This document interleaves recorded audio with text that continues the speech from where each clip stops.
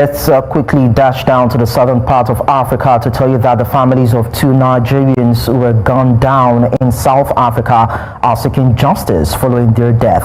Adeyemi Ismaila and Taiwo Raja were killed allegedly over a phone in Arcadia in Pretoria, where they were doing their business. Hello, Bongani. Let's have you tell us what the situation is. Greetings everyone, and I appreciate you for clicking on today's video. Thank you so much for coming back. Please give this video a like, and if you're new, my name is Lillian. I am a Nigerian, and this video is especially for my South African friends and viewers. Thank you for all the support. You guys are very supportive. How did I know? I know that because of the few videos I have done here about South Africa and about South Africans. I saw that energy. I like you guys are supportive and I appreciate it. But today I have a different opinion, and if you are patient, you will listen to me before you judge me. And if I do not do this video, that means that all the videos I have done about you guys taking side with you, I have taken side with you because I understand you. I get your point. I know my people. I know Nigerians. That is why I have done those videos that I have done in the past. And if I don't come back today to do this video, please unbelieve everything I have said about you. All my support for you, count it to be fake. All my admiration for your courage, all my wishing to come to SA to visit and experience the most developed African country, please count it that it is fake if I don't do this video. Now let's get to it. I stumbled on this video by a news station in both Nigeria in collaboration with a South African news station, bringing reports of two Nigerian men that were unalived in South Africa. And here I am wondering, after this, what next? Before I give my unbiased opinion, I would love us to take a look at this video together. I'll come back to talk, and if I don't do this video like I said, please unbelieve all the things I have said about you, and I will not have issues with it. Let's dive into it. Let's quickly dash down to the southern part of Africa to tell you that the families of two Nigerians who were gunned down in South Africa are seeking justice following their death. Adeyemi Ismaila and Taiwo Raja were killed allegedly over a phone in Arcadia in Pretoria, where they were doing their business. The wives of the two Nigerians say they need the Nigerian government to intervene in the continued killings of Nigerians in South Africa. And now, News Central's correspondent, Bongani Siziba, is in Pretoria. I'm going to cross over to her to get more details. Hello, Bongani. Let's have you tell us what the situation is. Good to see you, Lekon. It's a somber mood here. The Nigerian community in Arcadia, that is Pretoria, are unhappy about what happened to two fellow Nigerians who were gunned down just by a passerby. We understand when I was speaking to them that it was because of a phone that they did not take. So these two gentlemen, Adeyemi and Taiwo, were just selling by the hotel. If I could ask my cameraman, Sibonelo Mkasibe, just to show you the hotel is just behind me. If you can see that hotel, so they used to sell by that hotel every night. They would sell sweet cigarettes and any other thing that they would be selling there. So one day when they were just there at night, one guy just came by and his phone allegedly was stolen, but they don't know. Actually, he knows who stole his phone, but he had then to shoot these two guys. But with me, it's Nigerian community here and the wife of Adeyemi, just to understand what exactly happened. Good afternoon, ma'am. How are you? Please, can you take us through what happened that night? Truly speaking, I was in there, but I was sleeping because it was late, and then suddenly I heard a gunshot many times. First of all, it was 3 shots, and then after a few minutes it was several shots, and then in a few minutes I heard a knock on my door. When I opened, it was my neighbor. Then they passed the message out to me. There's people who were shot in front of Capital Inn Hotel, and Papa Junior is also there, which is Adeyemi Akiwumi. So when I reached there, both of them, they were already dead. And I didn't know what really happened because I was not in the scene. And then when we tried to commit with the investigator, he explained what he saw on the camera. Actually, they didn't do anything. There was a group of the bus drivers enjoying in that same Capital Inn, and then they said they walk out. The suspect, he was hugged by a guy, and then at this very moment, the one that hugged the suspect, he took a phone from his pocket, and then he walked away. And then they saw him walking further steps, and then he searched himself. He found that his phone is no more there. And then he turned to us, our husband, then asked them, do you guys know the guy that he hugged me? They said, no, we don't know. And then he said, okay, I'll be back to you.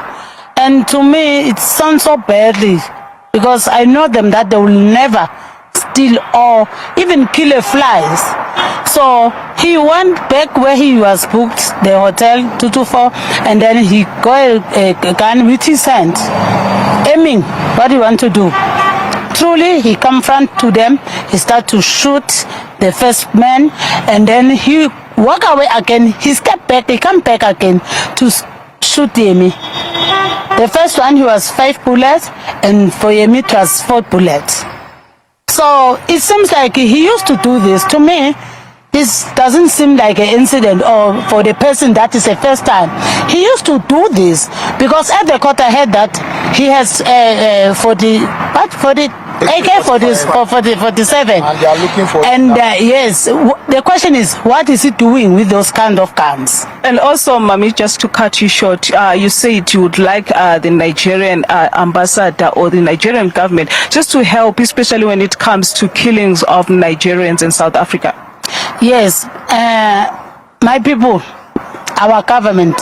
From now on, I won't be a South African. I'm ashamed to call myself a South African. I am a Nigerian. Call me names, I don't care. I don't care anymore. Because these are our people. I am an African. And then end of the day, they will be killed, and then there will be no justice. What for? All I'm asking is a Nigerian government to stand and fight for our people. What about the future, our children? As I'm speaking with you, I left with 2 boys. They have questions. This morning, the 13 years boy said, Mommy, I'm even scared to go to school. Is it a crime to be Nigerian? Why did they have to kill my father? What have they done? Mommy, am I safe? I feel that I'm not more safe. What kind of country is this? That a human being will be killed and then the suspect will just get a bail and walk freely. Like, seriously, I'm very angry. I'm too aggressive. This morning to my work, I just crack and cry because I still have questions. End of the day, the suspect is freely with his family. What about our children? Who cares about them? So I'm asking a Nigerian embassy to stand and fight for our people. They need to feel safe in this country, not to live like a fear people. All the time when they walk, these people, they work for themselves. They never steal. They'll never steal. They're hardworking people. Whatever they earn, they work for it. But our government here in South Africa, they just let people to be killed and they won't even get any justice. But in this one, I swear to God Almighty, I need justice. I need justice, and I know the God that I'm serving, He will do justice for me and my children. Bring in the cousin of the deceased. How are you feeling about the gunning down of your cousin? Good afternoon. I'm not feeling happy, and I'm very sad. I'm very, very sad. I sat down yesterday, I asked myself, don't we have a leader in Africa? Because this is African continent. And in this very African continent, the way they brutally black people in this very country is very bad. I was on the street yesterday, another guy saw me, he's a Nigerian guy. He said to me, I'm very sorry, I heard your uncle pass on. I said, thank you. He said, but my own is very bad. I said, what happened? He said, you know me with the 2 kids. He said, did you know they poisoned one of my child there at his school? because he's a Nigerian. And I feel like, what is this? We only hear Donald Trump fighting for the white Africans. Why we don't have black leadership in this very African continent that can stand for we African black people? Because this is very sad. When you go around this very Pretoria, you will be hearing a death of Nigerian, Somalian, Mozambique, Ethiopian. Is very sad. We are very tired of this, and we have a president, and Ramaphosa is the president, is UN president. Really? AU president. So why this is happening in South Africa, African continent? You can't work be free. When you work, when police find you are a Nigerian or you are not a South African, they have to say something about you. If they don't say you sell drug, they will find other thing to say. Is it everyone is selling drug? I myself, I don't know drug. I never see drug in my life. But when you step out, all what they know to say this, you said drug. So this is very sad. African leader, they must stand up. This killing in South Africa is too much. And we want the African leader to say something to Ramaphosa about this. They must learn how to respect foreigner. There's a foreigner in Nigerian. Yeah, there are a lot of foreigner in Nigeria. When you go to Nigeria, we Nigerian, we know white people as a foreigner. We don't know a black man as a foreigner in Nigeria. For me, growing up, when we are young, when we see a white people, we sing like this: Oyibo Pepe, Shuku Shuku Pepe, because we know them. They are a foreigner in African continent, not black people. A black man is very free in Nigeria. You can't treat a black man badly in Nigeria, you are going to be arrested. I believe in that. But in this very country, when a black people harass a black people, when you go to police station, police will ask you, what are you doing in this country? Now, dear South Africans, I am not saying that all of you are the ones responsible for this. But what I'm trying to say in this video is this: get justice for this man. If you're seeing this video, tell another person to tell another South African to tell another South African, and then come together and get justice for these two Nigerian men. You know why? Not because they are Nigerians, but I'm talking to you as a friend. Growing up, in case you do not know my age, I am in my late 30s, born and raised in Nigeria. Currently, I live in Ghana. And let me tell you something. Growing up in my village from a low-income background, I watched my mother struggle. I watched my mom struggle so much to give me and my siblings education. Not a good education, no. Just let's say basic education, like just education that is available, that she can afford to. And I remember telling my mom one day that I want to go to Lagos to work as a help so that I could help her. That was when my elder sister got into school of nursing, and I could see my mom struggle. I couldn't take it when I saw how she could no longer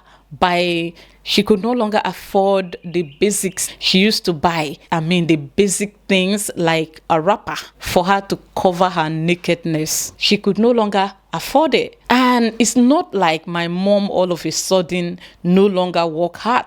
She was working hard. But because of my elder sister being in that school of nursing, I saw my mom go through hell. So I told her I want to go to Lagos and work as a house help so that I can help her with some of the bill, so I can help my mom, send money home, and then when I'm coming home, I can buy her some wrappers so she can use it to cover her nakedness. And my mom said no, and then I threatened I was going to run away.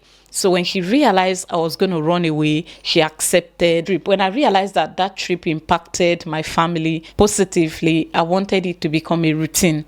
So there's this region I used to pass through from my own village to Lagos. It used to be the most peaceful region in Nigeria, peaceful and prosperous region in Nigeria. And when it comes to human capital, I will say they are the richest because they are very industrious. Peaceful loving, welcoming, used to be the best place to be. But right now, I can't say the same thing about them. Dear South Africans, how did they get there? Now I'm going to tell you how. From my own observation, they got there with this supporting bad behavior just because the people these criminals are committing crime against are not people they love, or they are not their own people.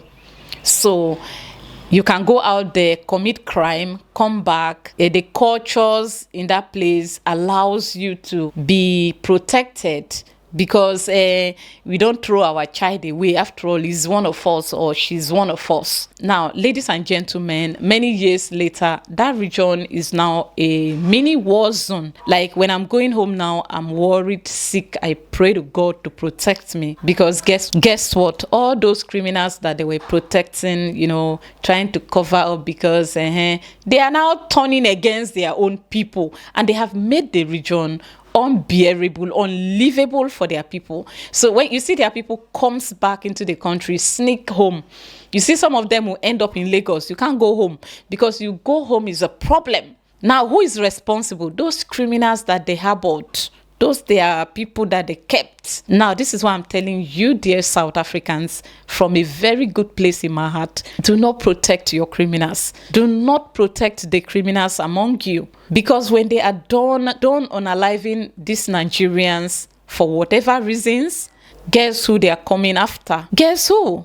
No, you know the answer already. So please do not support this. Yes, I understand that it's not all of you that are in the habits, but all of you can come together and rise against the bad ones. And that is why you see me sit here every day, talk about my country, to admit the truth about the behavior of my people. I'm doing it for a reason. I want you all to know that it's not all Nigerians that are like that. So the killing of these two men, I condemn, and I want you all to follow me and condemn it. You know why I'm condemning? Now, according to the witnesses and the investigation so far, this man did not steal the phone. You have CCTV cameras everywhere on your streets. Condemn it, because when they are done killing all the illegal Nigerians or the illegal immigrants in the country, the next target is going to be you. The peace-loving South African, a South African that tolerates and love and show love to foreigners. These other bad guys are coming after you, because it's become a habit. By then, it has become a habit for them to just unalive people. So please come together and make sure that justice is served. Make sure that these people get what they deserve, because you have the police. Instead of taking laws into your own hands, why not get the police involved? It's better to get the police involved than to unalive somebody because they stole a phone. Now, stealing is stealing, regardless of if it is a phone or if it is a lot. It's taking the law into your own hands. It is wrong. Please do something about it. It's not every Nigerian that is a bad person. I keep saying this. And you know where it hurts? A lot of the killings that happens against Nigerians abroad, a lot of the killings that happen against Nigerians in South Africa, most of the Nigerians are not even the bad ones. They're just people who are being, who are just being targeted just for being Nigerian. That transfer aggression. These bad guys, the one that sells powder to your children, the one that destroys your young girls, the ones that marry your women for the citizenships, you don't even get to see them regularly.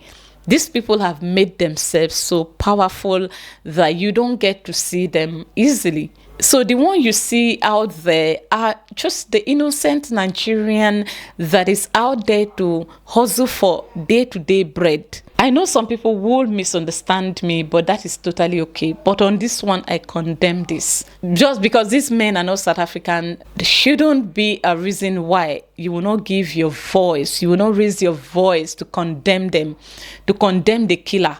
It is, if you don't do it, it is wrong. Anyway, let's move on. Now I'm done with South Africans. You know what to do. Do what is right. And now let's talk about the Nigerian government. Una well done, no.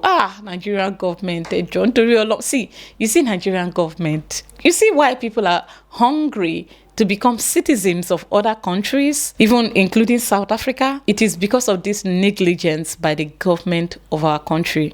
I mean, who does that? Just watch and see how the government of Nigeria is going to act on this. Just watch and see how they are going to take it. And this is why if a Nigerian commit crime outside of Nigeria, it is easy for that Nigerian to be unalived. Some of us are lucky we live in a country like Ghana that is very tolerant. And so because of the peaceful nature here, it makes it easy for some of us to live here freely. Otherwise, we would have been paying for the sins of the bad ones. All right. So please get justice for this man. Ensure that this man that unalived these Nigerians, regardless of if they stole his phone or not, should be convicted. I'm saying this for your own good, but it's okay not to take it. After all, you don't have to take it. But this is me coming from a friend of yours. And another thing I would like, the Nigerian government will never do anything. I bet they won't do anything about this. But it is just so sad. And to Nigerians in South Africa, is it not enough? And I know on several occasions we have said, why don't you return home? Why don't you return home if abroad is being hostile? If you are living in a country that is hostile to you, why don't you come home? It's not always that easy. I have made attempt to go back home on several occasions. I'm not getting the support that I need. Everyone I discussed with about returning home, because I can no longer cope with the economic reality of my host country. People would tell me, Fana, don't come back. Like, no one sees nobody supports me. They see coming home as, I don't understand. They make it so difficult for you. Home is supposed to be that place where you would want to go back to when out there is hostile, or at the moment you need to re-strategize. But we are unfortunate. Nigerians in Nigeria, learn to support our people who want to come back home for God's sake. Learn to support them. Learn to allow coming back home to be not a crime, but something that is normal. That way, a lot of our people won't have to deal with this unaliving on a daily basis, where you wake up, oh, this one has happened to this. It is just crazy. And Nigerians in South Africa, my heart goes out to you all. If you're an innocent Nigerian living in South Africa, please be careful. Do not associate yourself with bad people. And on this one, you see on this particular one, I condemn this. Dear South Africans, you have to rise up together and do something. Seriously, do something. Like I said, if I don't do this video to say this thing to you guys, I would like you to disregard what I have said about you guys before now. I am done with this video. I'll see you in my next one. Bye.